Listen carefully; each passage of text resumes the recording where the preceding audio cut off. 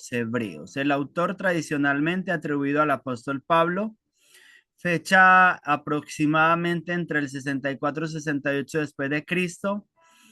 Destinatarios, básicamente los hebreos convertidos y la iglesia en general. Es una carta muy, muy útil para la iglesia, tanto en ese tiempo como para la iglesia de hoy. El tema principal, el nuevo y mejor pacto en la sangre de Jesús. Ese siempre es el tema, ese es el tema principal y está muy enfocada la carta en mostrar el sacerdocio de Jesús como superior al sacerdocio del Antiguo Testamento. Es una carta preciosa. Propósito de la carta es demostrar la superioridad de Jesucristo. Cristo es presentado como superior en todas las áreas, en todas. Y es exhortar también a los creyentes a permanecer firmes en la fe. Hay allí unas exhortaciones bien fuertes a caminar firmes en el Señor, que enseguida vamos a leer algunas referencias que nos ayudan a ubicarnos en esos datos, en esos pasajes. Datos sobre el autor y la carta. Autoría, bueno, la autoría, como hace un momento decíamos, es discutida. Muchos exégetas la atribuyen a Pablo. Estilo, el estilo es único, es como similar a un sermón escrito, o sea, es un estilo muy diferente de todas las cartas del apóstol Pablo, de Pedro, de Juan, de Judas. Cuando lo leemos, vemos que es algo bien especial, cómo se proyecta la carta, cómo se toma, como decía hace un momento, minuciosamente todos los hechos del Antiguo Testamento para demostrar la superioridad de Cristo en todo. Muy bien. Es dirigida a creyentes que enfrentaban persecución y desánimo. Eh, y eso lo vamos a ver ahora. Muy bien. Uso del Antiguo Testamento, pues ampliamente, la carta cita ampliamente el Antiguo Testamento. Usa la traducción griega Septuaginta. Recuerde que la traducción griega Septuaginta fue una traducción del Antiguo Testamento que se realizó unos 70 años aproximadamente antes de la venida de Jesús a la tierra, de Jesús nacer en la tierra. Y fue la Biblia que Jesús usó, o sea, fue una traducción que se realizó del arameo y del hebreo al griego. En el griego pues del Nuevo Testamento, que era la lengua que en ese tiempo había adoptado también o adoptó luego el Imperio Romano y por lo cual era la lengua universal, por así decirlo, de ese entonces, la lengua más hablada en toda esa área conocida allí del Nuevo Testamento. Muy bien. Demuestra la superioridad de Cristo mediante las escrituras.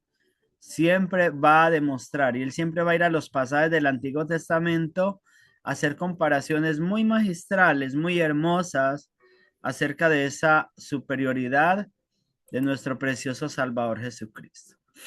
Entonces, superioridad de Cristo. Cristo es superior en revelación, es superior en mediación, o sea, en esto pues en cuanto a la mediación que ejercían los sumos sacerdotes, Cristo es superior en mediación y Cristo es superior en fe y vida espiritual, en la fe y en la vida espiritual. Siempre es superior a los sacerdotes del Antiguo Testamento. Aquí vamos a entrar ya un poco más en materia. Cristo, revelación completa de Dios. Superior a los profetas. Hebreos 1:1 al 3. Quisiera que leamos ese texto. Si la pastora Diana me lo busca, por favor, pero repartamos esos textos que son importantes. La Bueno, pastora me señor. lee, por favor, capítulo 1:1 al 3. Luego capítulo 1, versículo 4 al 6. Si está por ahí el profeta Orlin. Luego superior a Moisés, Marlon, si me ayuda por favor con ese pasaje, 3:1 al 6. Y luego Minerva, si me ayuda por favor con 4:1 al 8, superior a Josué. Entonces ahí vamos a entrar más en materia de lo que estamos hablando, de cómo el autor toma todos esos pasajes del Antiguo Testamento y empieza a hacer una demostración muy bella de Jesús. Muy bien. Superior a los profetas, Pastora Diana. Sí, señor. Dice así la palabra de Dios. Dios ha hablado por su Hijo. Dios, habiendo hablado muchas veces y de muchas maneras en otro tiempo a los padres por los profetas, en estos postreros días nos ha hablado por el Hijo, a quien constituyó heredero de todo y por quien asimismo hizo el universo, el cual, siendo el resplandor de su gloria y la imagen misma de su sustancia, y quien sustenta todas las cosas con la palabra de su poder, habiendo efectuado la purificación de nuestros pecados por medio de sí mismo, se sentó a la diestra de la majestad en las alturas. Muy bien. Muy bien, pastora, muchas gracias. Entonces es un pasaje precioso y son los primeros versículos. Es como el prólogo de la carta a los hebreos, donde empieza allí el autor mostrando de una manera magistral que Jesús es superior a los profetas, que se sentó en las alturas, que Dios lo constituyó heredero de todo. Entonces vemos allí que empieza con o sea, como sembrando ese precedente de la superioridad de Jesús a los profetas. Ahora a los ángeles. Hebreos 1:4 al 6.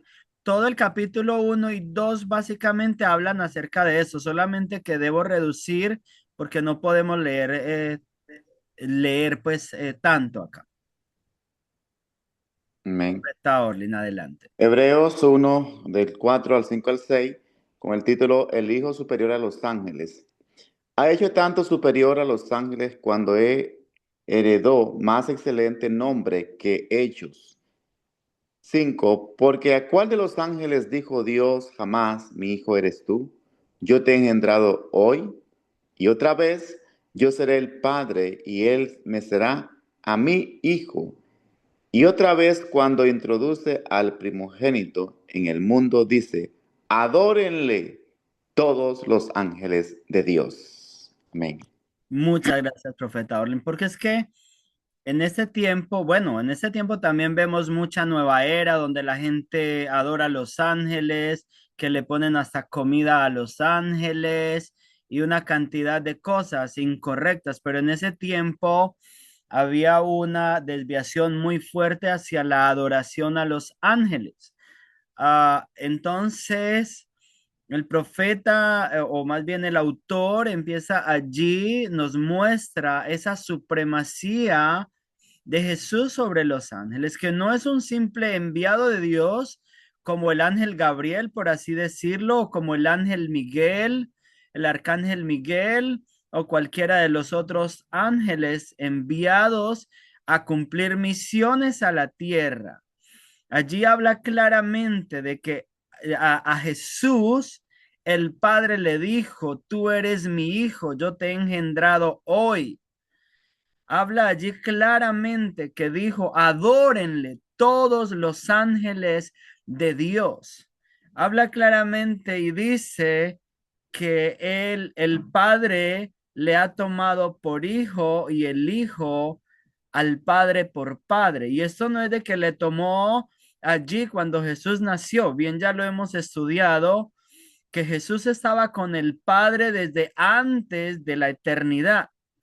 Desde antes de todos los siglos, Jesús ya era el Hijo del Padre, ya había sido engendrado por el Padre. Muy bien, entonces ese es un texto precioso y que argumenta muy bien contra falsas doctrinas que hablan acerca en contra de la divinidad de nuestro precioso Salvador.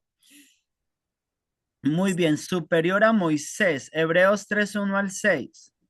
Amén. Dice, por tanto, hermanos santos participantes del llamamiento celestial, considerad al apóstol y sumo sacerdote de nuestra profesión, Cristo Jesús, el cual es fiel al que le constituyó, como también lo fue Moisés en toda la casa de Dios, porque de tanto mayor gloria que Moisés es estimado digno cuanto tiene mayor honra que la casa el que la hizo, porque toda casa es hecha por alguno, pero el que hizo todas las cosas es Dios. Y Moisés a la verdad fue fiel en toda la casa de Dios como siervo para testimonio de lo que se iba a decir.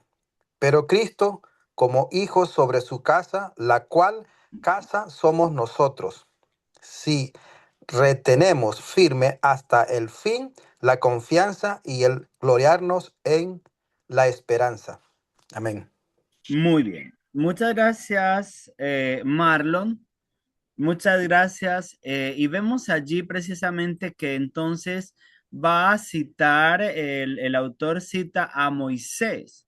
Y con eso no le está quitando nada a Moisés. Por el contrario, está reconociendo todo lo fiel que fue Moisés en la casa de Dios.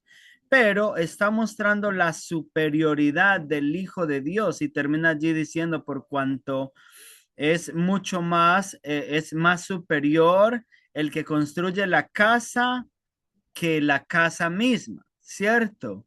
Hablando también del tabernáculo y de todas estas cosas, y es mucho más super, hablando pues de Moisés, porque obviamente también el que creó a Moisés fue Dios mismo, por tanto, es mucho más digno de gloria, de honra, de alabanza, y es mucho más es superior a Moisés. Entonces, eso es precioso. Ahora vamos a ir a Josué, superior a Josué, Hebreos 4, 1 al 8. Buenas noches, pastor. Sí, Hebreos, buenas noches. Orfilia, te estábamos extrañando. Yo también lo extrañaba a ustedes, pero es que buenas noches para todos los hermanos. Orfilia, mi bella hermosa, Dios te bendiga, hermana mía amada. Hermosa Suni. Bendiciones. No, lo que pasa es que en el colegio hay un evento mañana, pero después me toca sustentar el proyecto de sexualidad. Entonces, estamos bastante atareados en eso. No, Pero aquí estamos. Linda, te amo, linda. Yo también. Te amo. Suni. Linda María. Bendiciones, buenas noches. también. Hola, Hola linda, a ¿cómo estás? todos. Linda, qué bueno saludarte, qué bueno Bendición. que estás ya conectadita también. Amén. Sí, Amén, Dios le Y voy bendiga. llegando a casa, pero escuchando la clase. bella, Muy, bella. muy Buenas bien. noches, hermano Marlon, hermana Minerva, hermano Buenas Vladimir, hermano noches, Dios te Carlos. bendiga. Dios le bendiga, Amén, amén, bienvenida. amén. Muy bien, qué bendición. Bienvenido, Orfilia. Ahora sí, vamos Gracias. al texto. Superior a Hebreos Josué, Hebreos 4, 1 al 8. 4:1 dice, temamos pues no sea que permaneciendo aún la promesa de entrar en su reposo, alguno de vosotros parezca no haberlo alcanzado, porque también a nosotros se nos ha anunciado la buena nueva como a ellos, pero no les aprovechó el oír la palabra por no ir acompañada de fe en los que la oyeron. Pero los que hemos creído entramos en el reposo de la manera que dijo, por tanto juré en mi ira, no entrarán en mi reposo, aunque las obras suyas estaban acabadas desde la fundación del mundo, porque en cierto lugar dijo así del séptimo día, y reposó Dios de todas sus obras en el séptimo día. Y otra vez aquí no entrarán en mi reposo. Por tanto, puesto que falta que algunos entren en él, y aquellos a quienes primero se les anunció la buena nueva, no entraron por causa de desobediencia. Otra vez determina un día, hoy, diciendo, después de tanto tiempo, por medio de David, como se dijo, si oyereis hoy su voz, no endurezcáis vuestros corazones, porque si Josué les hubiera dado el reposo, no hablaría después de otro día. Muchas gracias. Hasta ahí.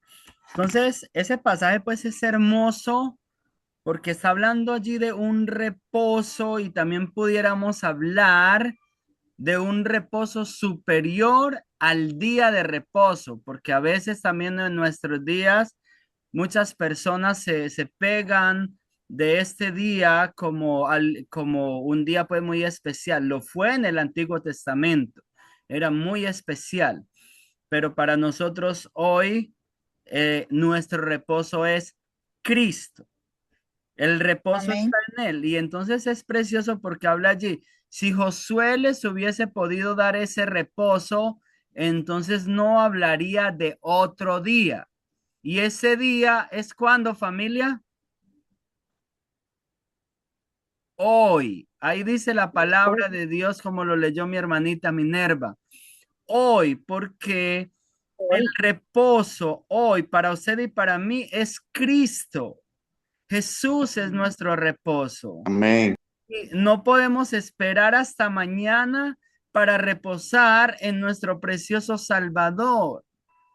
No podemos ser desobedientes, como dice también allí la palabra de Dios, ni duros de corazón, porque entonces no vamos a poder estar en ese reposo del Señor.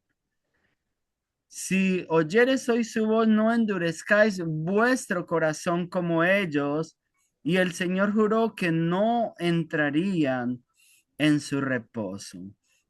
Entonces, para volver, y pues ahí hay mucho para hablar, pero obviamente tenemos que avanzar, encontramos que Jesús es ese reposo sublime el cual Josué, aunque conquistó la tierra prometida, aunque el pueblo obtuvo algo hermoso como un reposo temporal allí en la tierra prometida, al conquistar la tierra prometida, viñedos, al conquistar esos campos de cebada, esos campos de olivares y todas estas cosas tan buenas para ellos.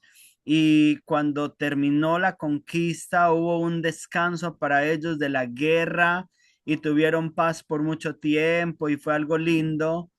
Pero aquí la palabra de Dios nos está hablando de un reposo más allá del físico, nos está hablando de un reposo del alma que En Cristo. Josué no le podía ofrecer al pueblo y que a nosotros no nos lo puede ofrecer ningún pastor tampoco. Solamente Jesús nos puede ofrecer ese reposo. Pastor, Eso, una pregunta, sí, por favor. adelante. Sí, pastora. Gracias. Es que eso que usted está hablando tan hermoso, yo quería preguntarle en ese versículo 10, que dice Hebreos 4:10, dice, porque el que ha entrado en su reposo también ha reposado de sus obras como Dios de las suyas. Ujú.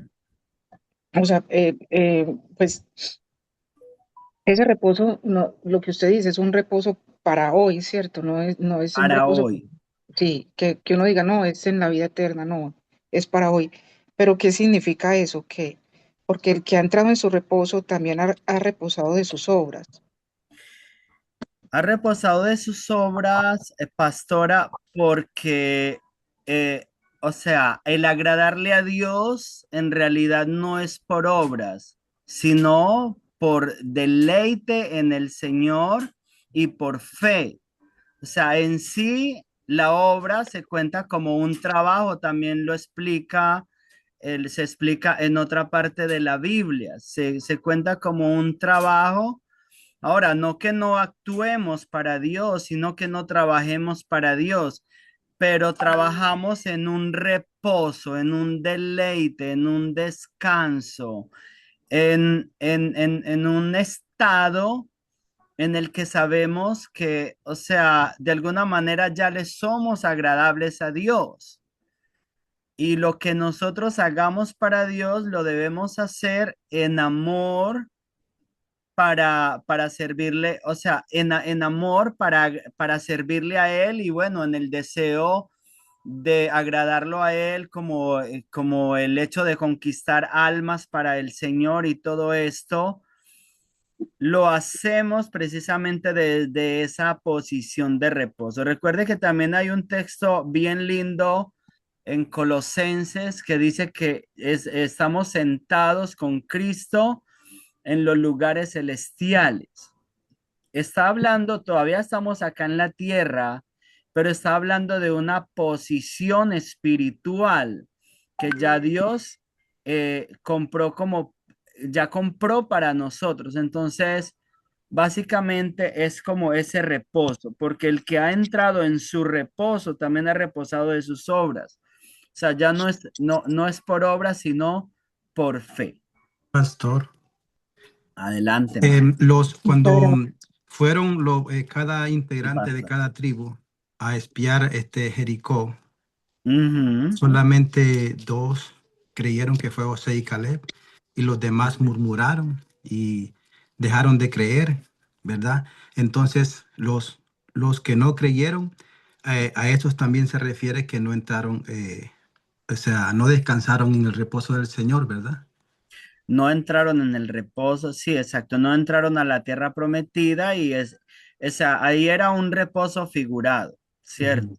Un reposo figurado de entrar pues a la tierra prometida y en sí pues ahí hay un reposo, como bien decíamos ahora, un descanso, una conquista, una paz al tener la tierra prometida, pero es una sombra. Recuerde que en hebreo se menciona mucho eso, que era sombra de lo que había de venir. Casi todos, sin casi, todas los rituales o prácticas del Antiguo Testamento era sombra de lo que se cumpliría perfecto en Cristo. Entonces, para usted y para mí hoy, Cristo es nuestro reposo. Vivir con Cristo, vivir en una relación unidos a Él, de fe con Él, ese es el reposo del alma y esa certeza de que ya no estoy preocupado si me muero y si me voy para el infierno, para el purgatorio, si quedo flotando en el aire, si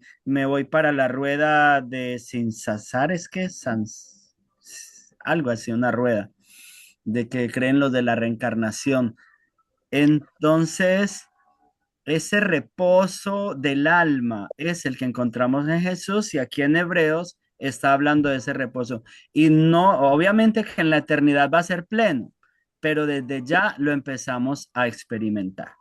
Pastor, aquí en el Salmos 95:10 dice: 40 años estuve disgustado con la nación y dije, Ujú, pueblo es que divaga de corazón y no han conocido mis caminos.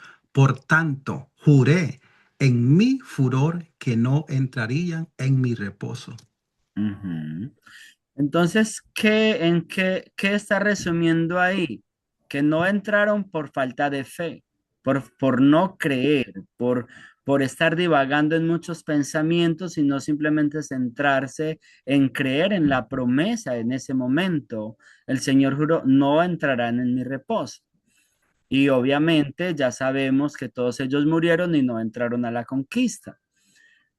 Eso para ellos en ese entonces, pero para nosotros hoy es Cristo. Él es nuestra herencia, Él es nuestro todo, Él es nuestro deleite, Él es nuestra paz, Él es nuestro futuro, Él es nuestro éxito, Él es nuestro todo hoy.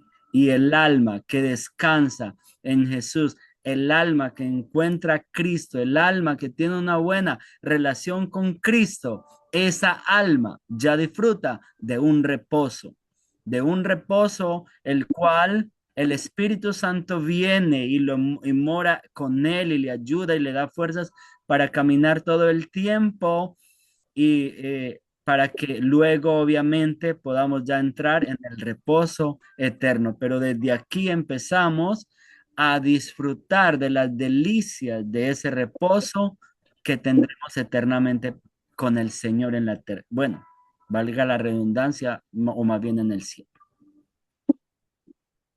Muy bien, preciosa familia. Es que hay tantas cosas tan lindas y tan profundas en este libro, pues que uno necesitaría años para poder avanzar o para poder desglosar. Sin embargo, obviamente en otras materias vamos a ver más a profundidad, pero es muy precioso. Muy bien. Advertencias espirituales. Peligro del descuido espiritual. Orfilia, léeme ese texto, por favor, capítulo 2, versículos 1 al 4, que es muy fuerte y muy importante Sí, para pastor. nosotros hoy. Para Luego leerlo alguien búsqueme. leer la palabra en el nombre del Padre, del Hijo y del Espíritu Santo de Dios. Gracias, Orfilia. 2, 1, 4. Hebreos. Ujú. Dice, por tanto, es necesario que con más diligencia atendamos a las cosas que hemos oído, no sea que nos deslicemos. Porque si la palabra dicha por medio de los ángeles fue firme y toda transgresión y desobediencia recibió justa retribución, ¿cómo escaparemos nosotros si descuidamos una salvación tan grande, la cual, habiendo sido anunciada primeramente por el Señor, nos fue confirmada por los que oyeron, testificando Dios juntamente con ellos, con señales y prodigios y diversos milagros y repartimientos del Espíritu Santo, según su voluntad? Muchas gracias, Orfilia. Entonces vemos allí una advertencia muy fuerte acerca del peligro de descuidarnos. Y dice allí, ¿cómo escaparemos si descuidamos una salvación tan grande? Es donde nosotros tenemos que pedirle al Señor cada día que nos ayude a observar en sus preciosos caminos, como también dice el apóstol Pablo en otro texto, cuidando nuestra salvación con temor y temblor. Básicamente a eso se está refiriendo este mismo texto de la palabra de Dios, porque dice que no se perdonó a los que fallaron, hablando de lo que ahora leyó Marlon, a los que no creyeron, no se les perdonó, y dice allí, ¿cómo escaparemos nosotros si descuidamos una salvación tan grande? No. Es la importancia de nosotros igualmente observar. Pastor, ¿y Pastor, cómo descuidamos esta salvación tan grande? Dejando de orar, dejando de tener un encuentro con el Señor, dejando de congregarme, de buscar de la presencia del Señor, De de leer su palabra. leer la Biblia, de Amén. comer palabra, interiorizarla, metérmela en la cabeza y luego, ¿qué hago? Vivirla, Amén. compartirla. De esa manera, hermano, estamos descuidando nuestra salvación. Y muchas veces creemos que estamos bien, pero no estamos, hermano, porque de pronto con cualquier cosita, un pecado pequeñito, decimos que pequeñito es pecado, hermano. Y estamos Claro, descuidando nuestra salvación de esa manera. Una claro. salvación tan preciosa, dice, una salvación tan linda. Tenemos que buscar más y más su presencia en Amén. oración, en ayuno y en leer su palabra. Amén, mi querida hermana Minerva. Búscame, por favor, ya que estás allí, capítulo 3, versículos 7 al 11. Y si mi querida hermana Suni me busca, por favor, el capítulo 6, versículos 4 al 6. Y voy a Marlon, que quería decir algo. Marlon, adelante. sí, sí, pastor. Aparte de lo que estaba diciendo el texto aquí, lo que hablaba el texto, que no debemos de descuidar algo que es tan preciado, que no tiene precio, es tan grande que no se puede pagar la salvación. Amén. Y aparte de eso, pastor, cuando descuidamos la salvación y hacemos cosas No, que, que no son agradables ante los ojos de Dios, está en peligro nuestra salvación y aparte retrasamos las bendiciones, ¿verdad? Como le pasó al bien, pueblo de Israel, porque el pueblo de Israel tardó 40 años para llegar a Canaán y Amén. estaba lloviendo la geografía y eso no es tan largo, eso tiene entre 350 y 400 kilómetros. Eso se tendría que haber tardado 7 días o máximo un mes. Ujú, Entonces aquí vemos lo que acabo de leer en el Salmos 95, que Dios estaba disgustado con ellos. ujú. Entonces, la salvación muchas veces corre peligro de que se pierda cuando nos alejamos de Dios o dejamos de orar y leer la palabra, y aparte retrasamos las bendiciones que pueden ser para 7 días o para un mes, los tardan hasta 40 años, como le pasó a Israel. Así es, Marlon, así es. Muchas gracias por tu aporte y esa es la importancia de estar muy atentos a pasajes como estos y no Amén. descuidar ese regalo maravilloso. Minerva, peligro de la incredulidad, 3:7 al 11. Dice, por lo cual, como dice el Espíritu Santo, si oyereis hoy su voz, no endurezcáis vuestros corazones, como en la provocación en el día de la tentación en el desierto, donde me tentaron vuestros padres, me probaron y vieron mis obras 40 años. Y vieron mis obras 40 años, a causa de lo cual me disgusté contra esa generación y dije, siempre andan vagando en su corazón y no han conocido mis caminos. Mire, qué cosa linda. Por tanto, juré en mi ira, no entrarán en mi reposo. Aleluya. Mirad, hermanos, que no haya en ninguno de vosotros corazón malo de incredulidad para apartarse del Dios vivo. Amén, tremendo. Ahí está precisamente incluido. Recuerde que Hebreos cita mucho el Antiguo Testamento, el texto que leyó Marlon en el Salmo 95, ahí está incluido en esa porción que acabo de leer. ¿Cuál leyó ahora mismo, pastor? Disculpe. 3:7 al 11. Peligro de la inmadurez espiritual. Ese texto no lo vamos a leer.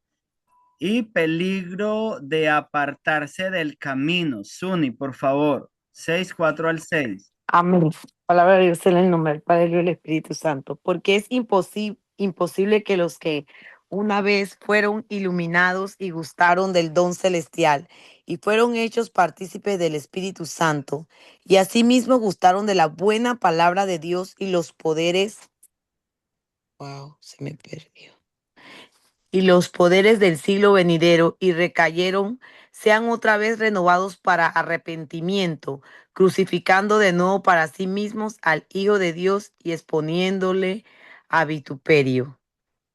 Entonces, mira qué tremendo esto porque nos habla, dice, porque es imposible que los que una vez fueron iluminados y gustaron del don celestial fueron hechos partícipes del Espíritu Santo y asimismo gustaron de las buenas palabras de Dios y los poderes del siglo venidero, y recayeron, sean otra vez renovados para arrepentimiento. Entonces habla allí de una dificultad, sin embargo, más adelante él habla de que él está hablando de esa manera, pero que él confía en que Dios tiene misericordia de ellos, de la fe de ellos, y que eso no le va a pasar a los cristianos, como bien estamos nosotros incluidos aquí, a los que estamos creyendo en el Señor, sino que siempre hay bondad, hay amor y hay misericordia de parte de Dios para nosotros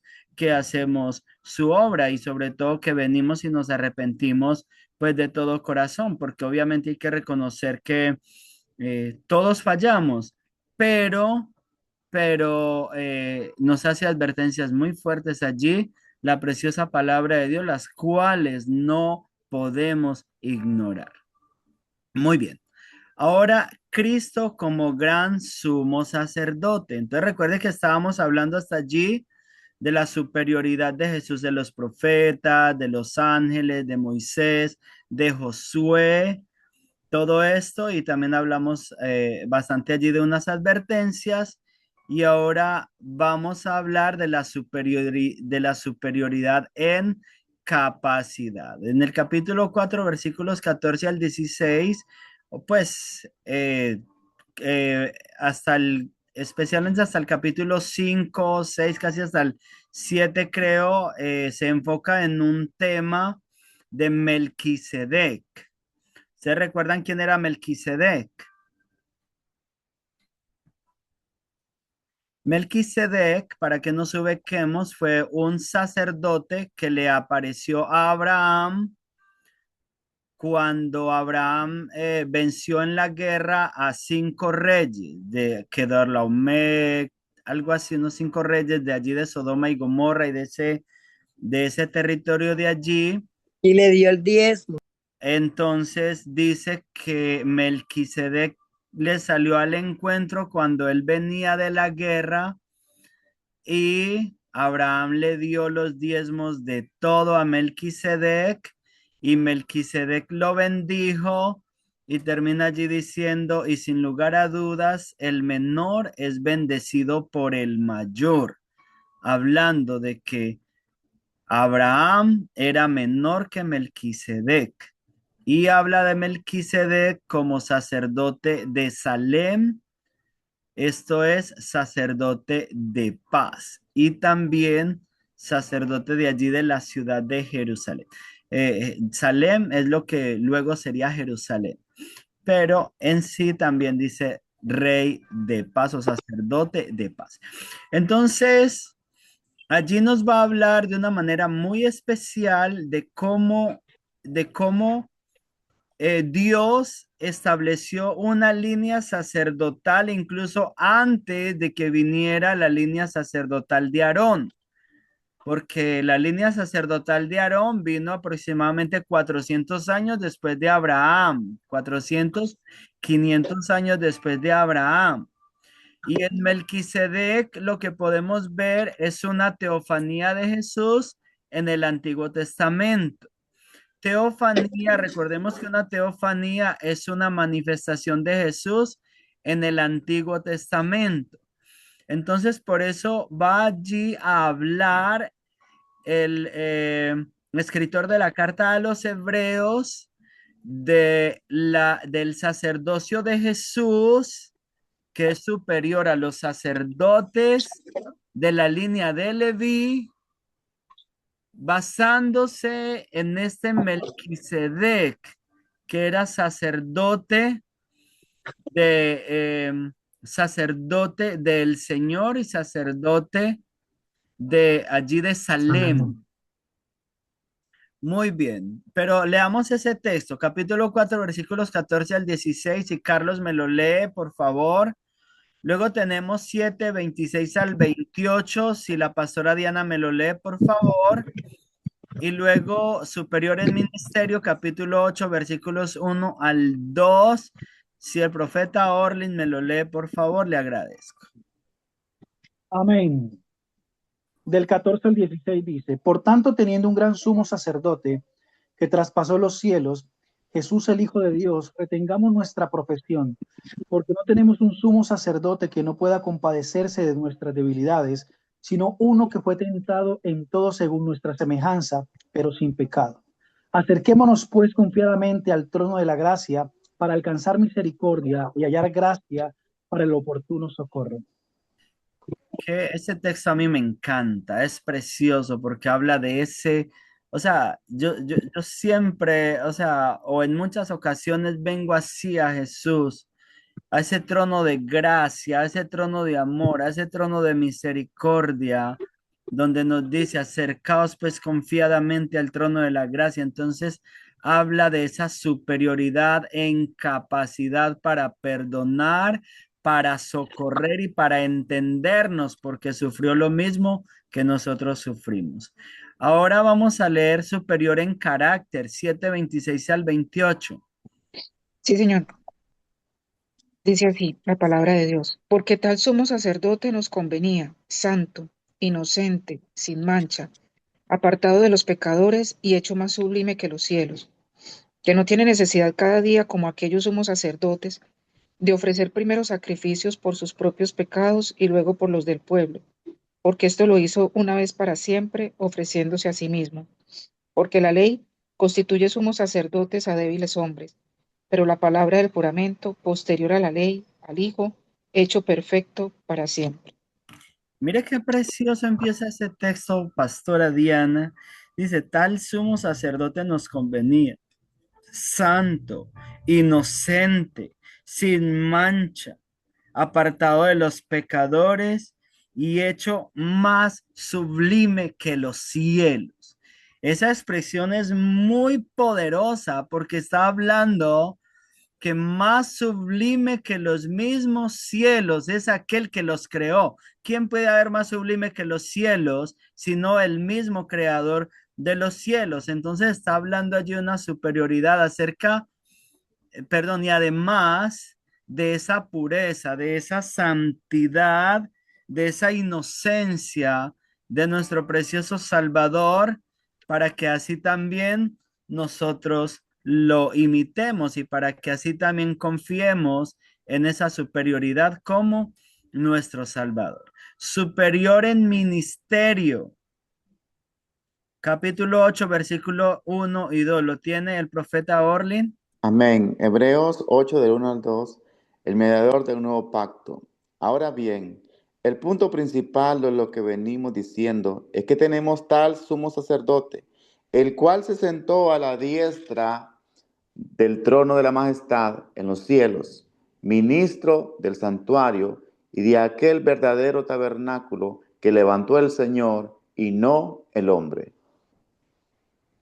Muy bien. Muchas gracias, mi querido profeta Orlin. Entonces vemos allí algo precioso, que el ministerio de Jesús es mucho más superior que el ministerio de los sacerdotes del Antiguo Testamento, que es básicamente lo que se viene demostrando. Ahora, el nuevo pacto, mejor santuario, 8:3 al 5.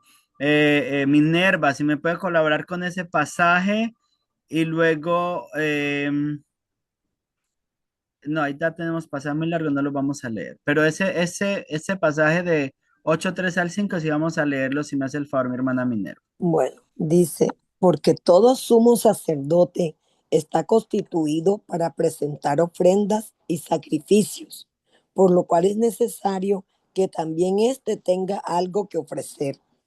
Así, así que si estuviese sobre la tierra, ni siquiera sería sacerdote, habiendo aún sacerdotes que presentan las ofrendas según la ley, los cuales sirven a lo que es figura y sombra de las cosas celestiales, como se le advirtió a Moisés cuando iba a erigir el tabernáculo, diciéndole: mira, haz todas las cosas conforme al modelo que se te ha mostrado en el monte. Amén. Entonces, allí está, eso a mí me parece precioso porque está hablando que de acuerdo, o sea, estamos hablando de que es mejor santuario, o sea, del nuevo pacto.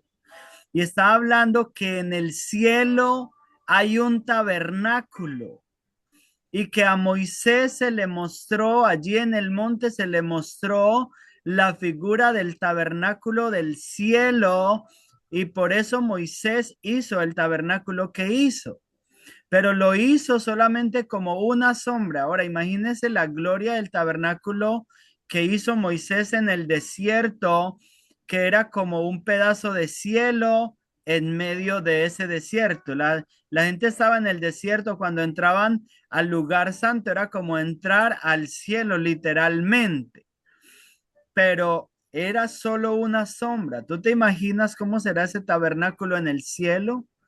Y que el sumo sacerdote de ese tabernáculo del cielo es Jesucristo, y que, bueno, por la gracia del Señor vamos a estar con él allí.